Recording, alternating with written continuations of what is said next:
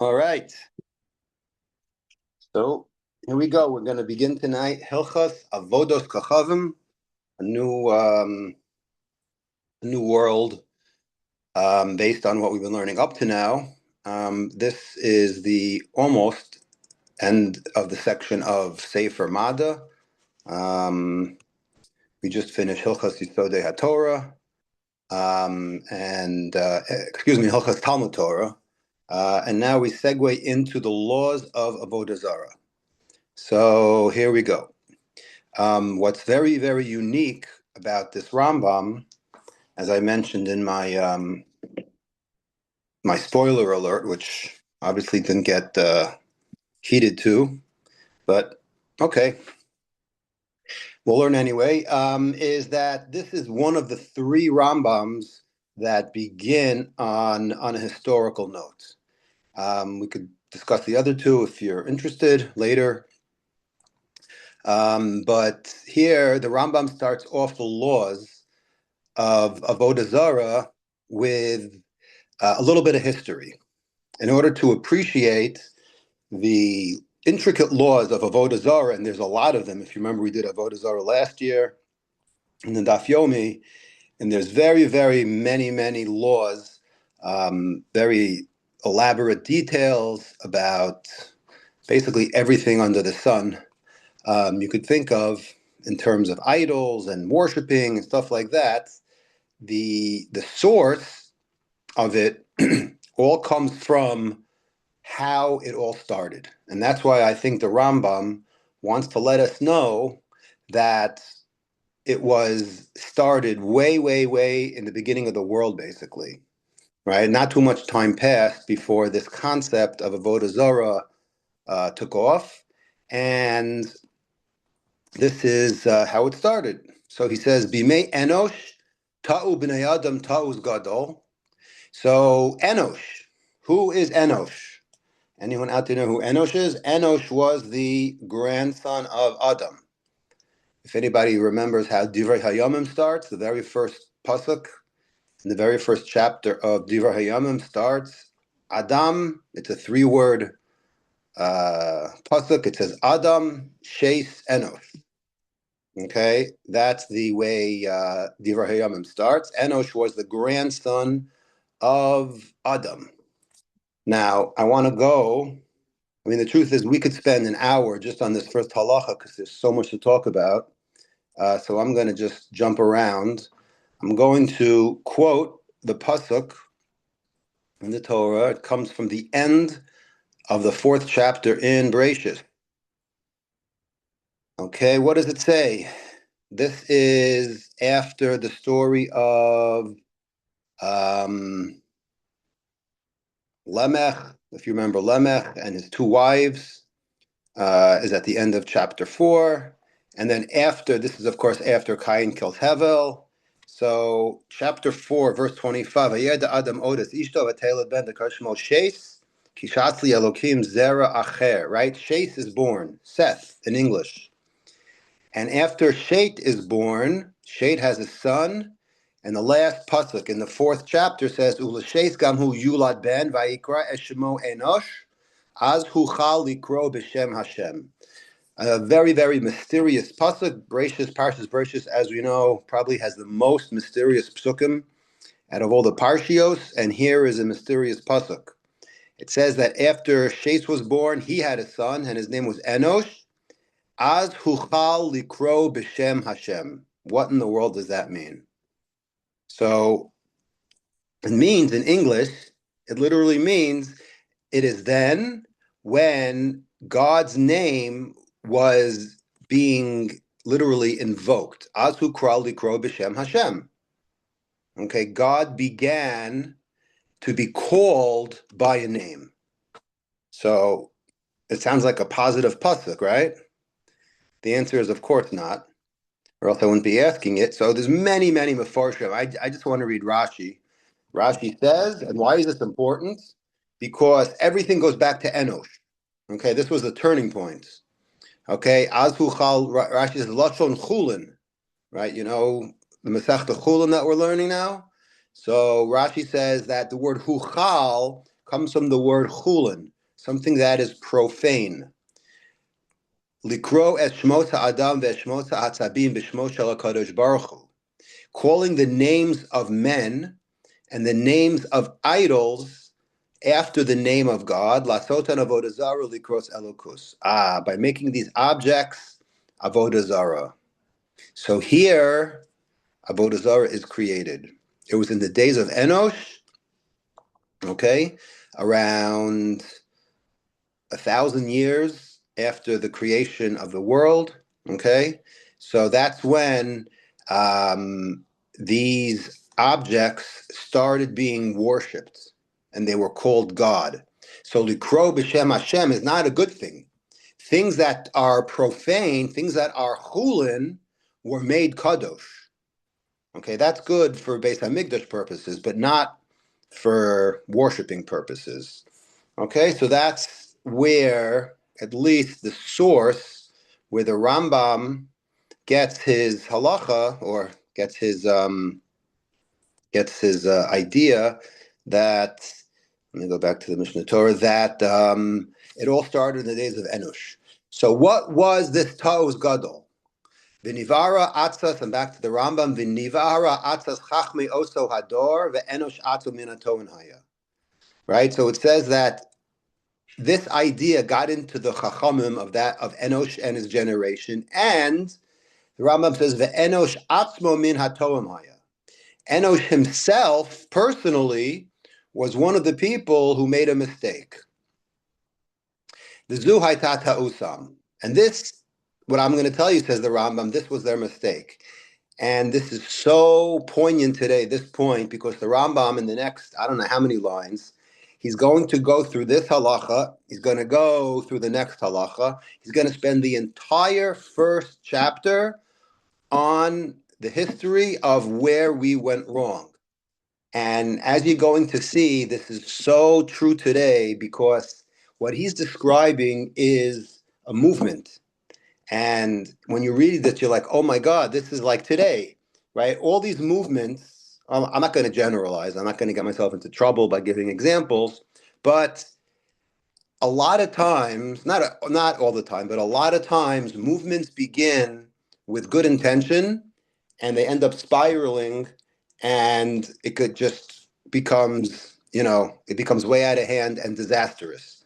And that's what I think why the Rambam is telling us this history. And his advice is you have to control from the beginning what you're doing, or else it ends up a disaster.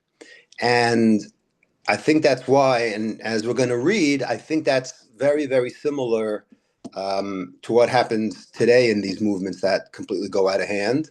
And this is how, this was the very first movement in the history of the world that, yes, there were sins before this. Cain killed Hevel, but there wasn't something that affected everyone.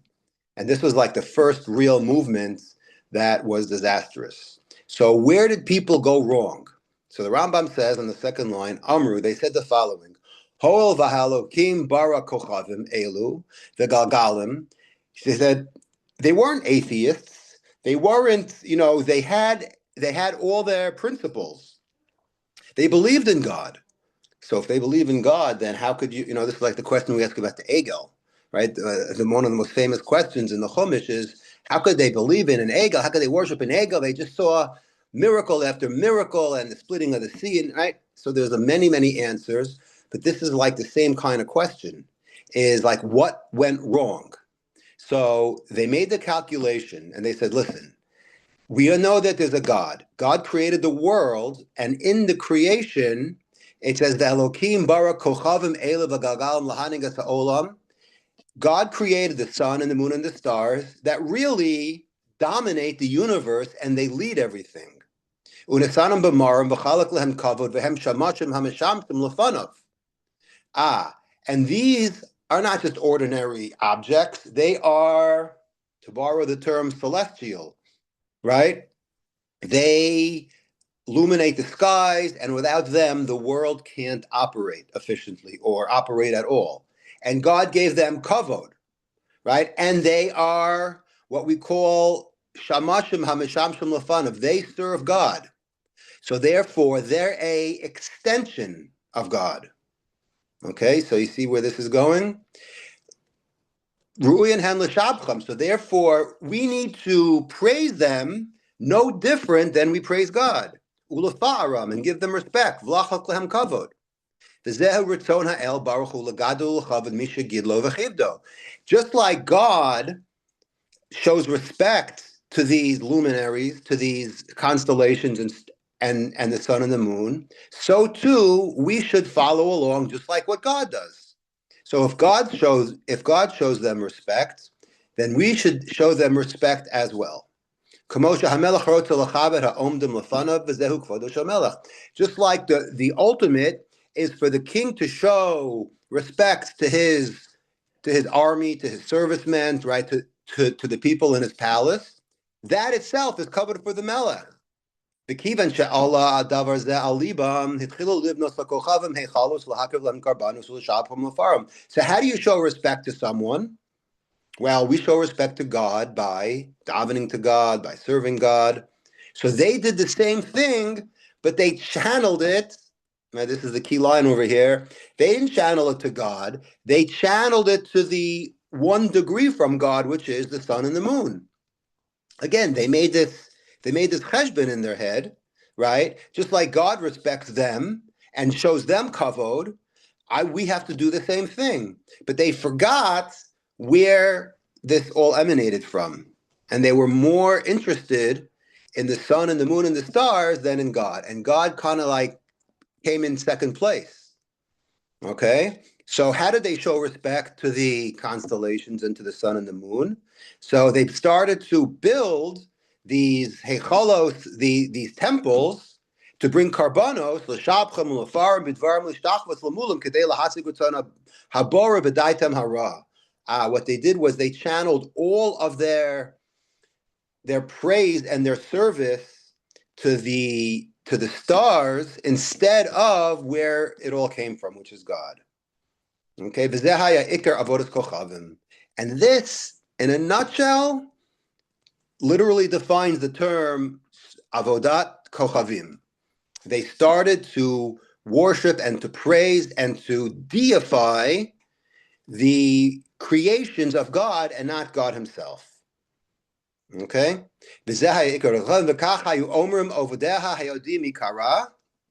okay, and this is what they thought of those, right, who worship them. That what?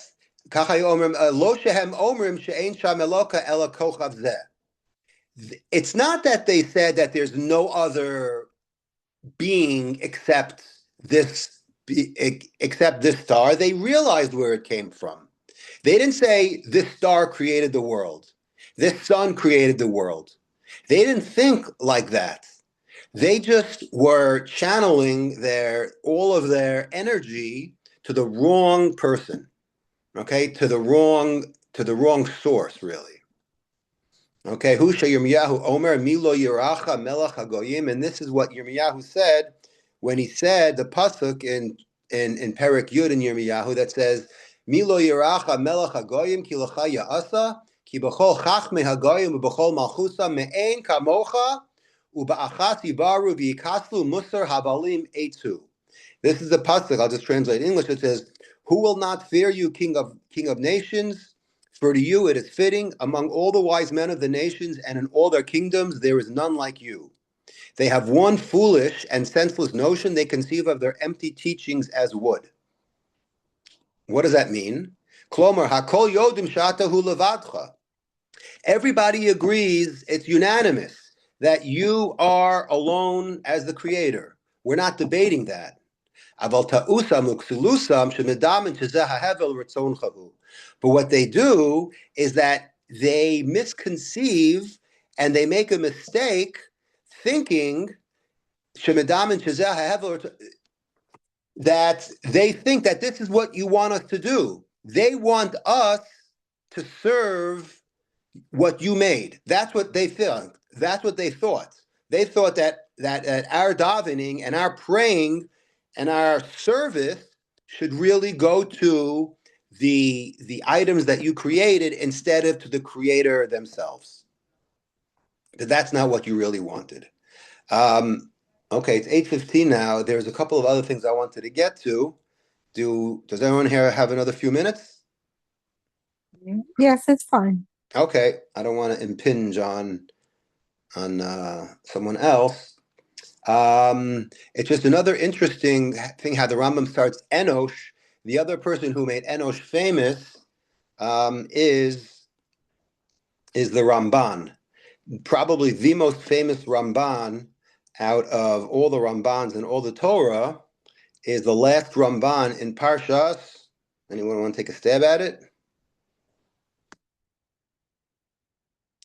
It's a two-letter answer.